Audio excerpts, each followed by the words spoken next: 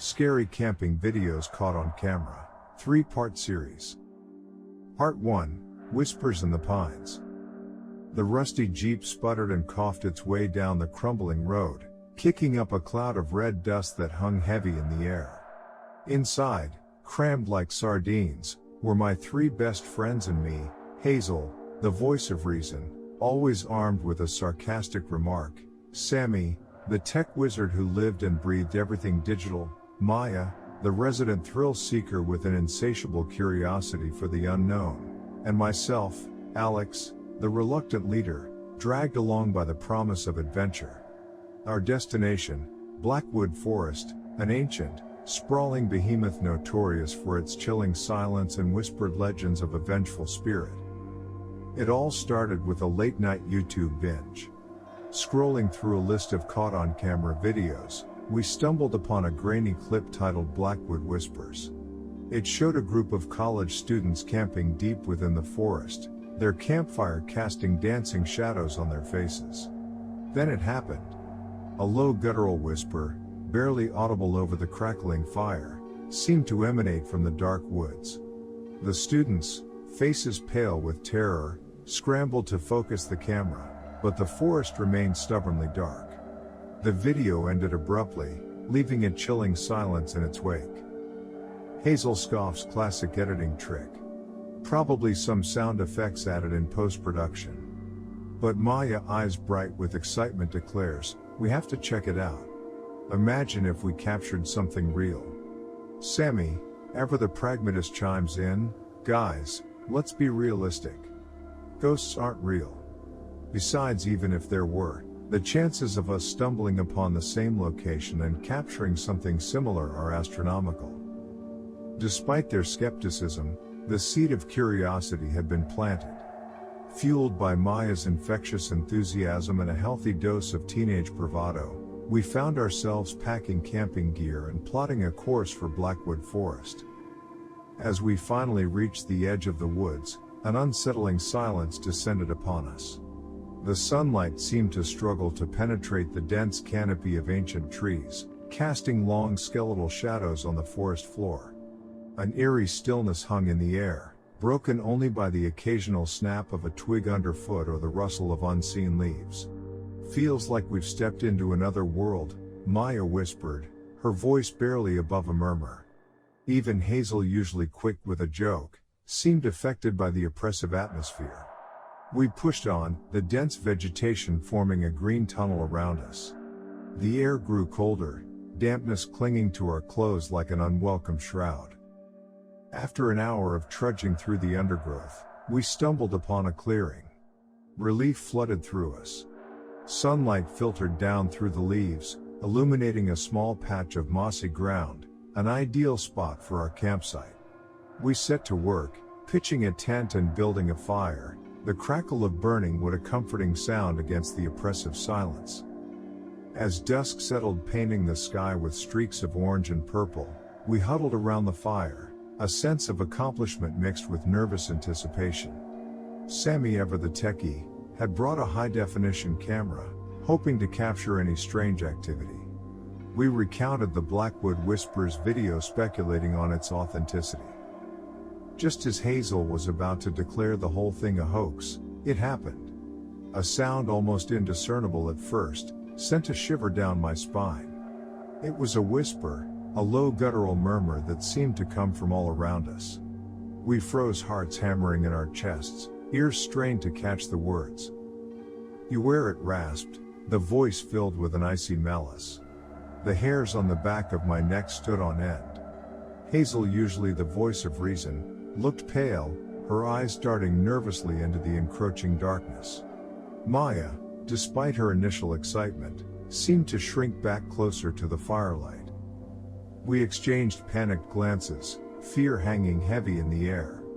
Sammy, his voice trembling slightly, pointed the camera towards the perimeter of the forest. "Did you guys hear that?" he stammered. We all nodded, unable to speak. The whispering continued, disembodied voices swirling around us, seemingly closer now. The words were faint but discernible. They spoke of secrets buried deep within the forest, of restless spirits seeking revenge, and a chilling warning: leave this place before it's too late. Panic threatened to consume us. We weren't prepared for this. We had come searching for thrills, a spooky story to tell back at school, not a full-blown encounter with the paranormal. But as the whispers grew louder, filled with a malevolent intent, all thoughts of amusement vanished. We were trespassers in a place where we clearly weren't welcome. Suddenly, the fire sputtered and died, plunging us into an unnatural darkness. Frantic scrabbling produced lighters and flashlights, their weak beams offering a meager defense against the encroaching darkness. The whispers intensified, now sounding uncomfortably close, circling us like ravenous wolves. A cold breeze swept through the clearing, rustling the leaves in a disturbing symphony. Just as panic threatened to overwhelm us, a flicker of movement caught my eye out of the corner of Sammy's flashlight beam. It was a fleeting glimpse, a dark shape darting behind a massive oak tree, disappearing into the shadows. "Did you guys see that?" I yelled, my voice raspy with fear. Hazel clamped her hand over my mouth, her eyes wide with terror. "Don't speak," she hissed, her voice barely a whisper.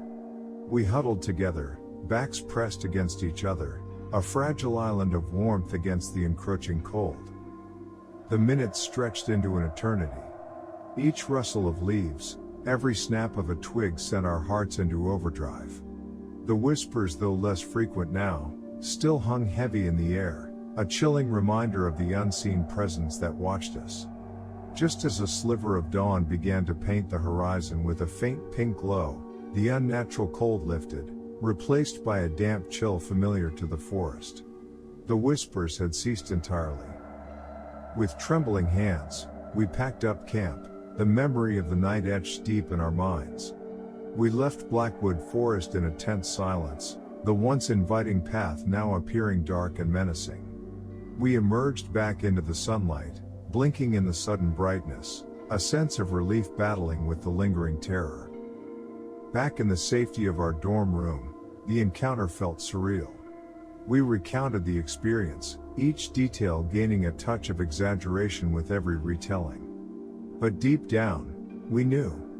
We had heard the whispers, witnessed a fleeting shadow, and felt the chilling presence of the spirit of Blackwood Forest. Sammy, despite his usual skepticism, confirmed that the camera had malfunctioned during the blackout, capturing nothing of the whispers or the shadow.